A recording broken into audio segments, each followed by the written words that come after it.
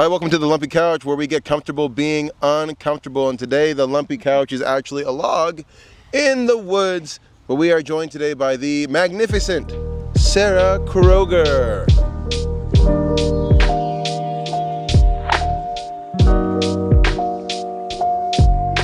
Yay, thanks for having me on this lumpy log. Yeah, thank you so much for sitting on this lumpy log. I appreciate it. What a nice thing, the hospitality of the woods. It really is. God's log. Yes. Sarah Kroger, you are an amazing artist. Love your music. Thank you. I love that we get to do a song together. Yeah. I love the intentionality of your writing and of the sonic space that you've created. And I feel like a lot of people have found that they belong in the family of God. They belong in the church community because of your music. I really think that's true. So I'd love to know from you, if you're creating from a place. I honestly mean it. I really do.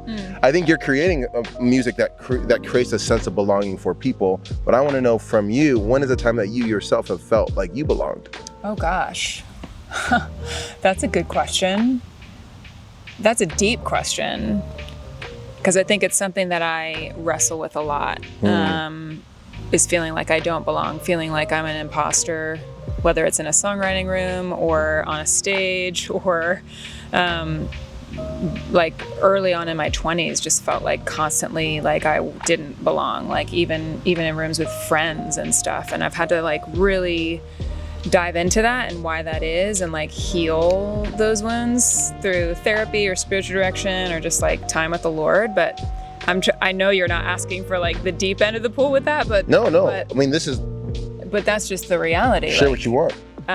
For so much of my life, I didn't feel like I belonged. More recently, I think, as I've learned how to be at peace with myself, then I'm more at peace in the world, if that makes sense. Like I had to do the work internally with like learning how to love myself and belong inside myself.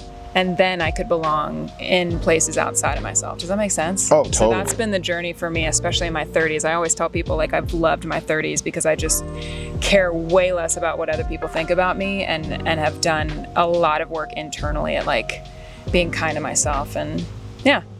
That's so awesome. I feel like I belong much more these days in all spaces than ever before in my life, which I'm really grateful for. Something that I know about you, and many people that listen to your music know about you, is you are Catholic, and you're a Catholic artist. But you're living in a CCM, like a Protestant kind of space in terms of your work. Yeah. Has that been a journey of belonging for you as well, or have you felt like, hey, I do fit in here? Yeah, no, I feel like I was expecting it to feel a lot more segregated, or like it was going to be a lot harder for me as a Catholic.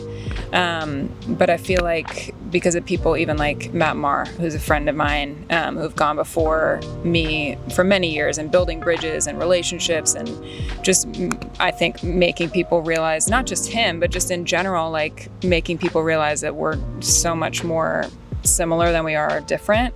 And also just like a ton of my Protestant friends, like really, being really interested in liturgically leaning churches and finding out more about what the Catholic Church, how we do our liturgies, or how we, gather, or just some of our like practices around silence or Ignatian prayer or Lectio Divina, or like these things that we've had as a part of our faith for many, many years. And now other traditions are kind of waking up to them and realizing like, oh, there's something here that's really interesting and I want to learn more about it.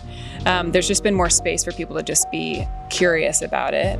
And I haven't felt like an outsider. I've felt like people are kind of like, no, you're welcome here. Like, just come on in and tell me more about your experience, with faith. And it's been really fun.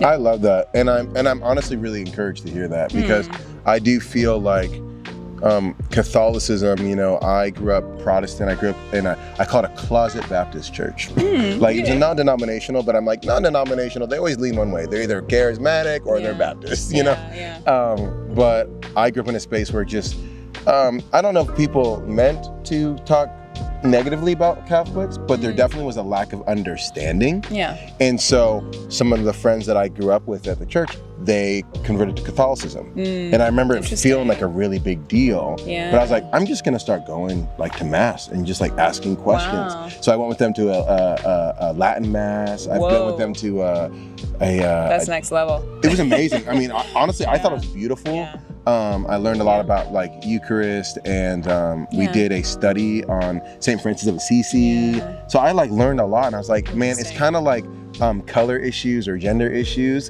and denominational issues. And that's what I consider Catholicism. There are, of course, people that in the Catholic faith that don't believe in the same things as some Protestants, but there's some Protestants in the Protestant faith that don't believe the same things as other Protestants. But if Jesus is the main thing, and there's just a difference in the way that we practice our faith and relate to the Lord, I think the table of heaven is really wide and there's a lot of space, and we shouldn't fear what we don't understand. Exactly. Come in as a student. Yeah, I constantly feel like there's so many things that Protestants have, or ways of connecting with the Lord, ways of connecting with each other, that Catholics could learn from, and vice versa. Like, I feel like all of us have different pieces of the puzzle. Yeah. And the like true vision of what Jesus intended for the church is like all of us kind of together. You know what I mean? Like, that's why I love collaborating with other denominations, people of other denominations, because I'm like, this is the work of the Spirit, like trying to bring us together in unity, not in uniformity, but in unity, like closer together, and recognizing like there's so much that brings us, that unites us, so much more that unites us than divides us. 1000%. I love that. Yeah. Well, you obviously, a lot of your heart for belonging and even like the unity and diversity, I mean, it bleeds out in your music. I would love to know from you, if there's one song that someone that's listening to this would check out by you, that it kind of embodies a little bit of what you're saying, that creates that sense of belonging, what song would that be? That's a great question. The one that's coming to mind immediately for me is a song that I wrote several years ago called Unbroken Family. And it's just about the vision for the unbroken family that Jesus intended for us to be on earth, and how broken we are, and yet he's doing this work of reuniting us and bringing us back into that fold. And so I would just encourage people to check that one out. Awesome. Well, we'll play a little clip of it at the end of this little video. Awesome. Unbroken Family by Sarah Kroger. Make sure that you listen to that song. Follow Sarah Kroger. Wonderful human, beautiful artist, beautiful person. Make sure you follow her. Thank you so much for joining me on the Lumpy Couch today. Thanks for having me. You are always welcome. A very comfortable couch, to be honest. Honestly, it actually has been very comfortable. Minus the bugs. Yeah, minus the bugs. Minus the mosquitoes. I could deal without those. They're actually not welcome on the Lumpy Couch, but you are. So thank you for being here. Thanks for joining us.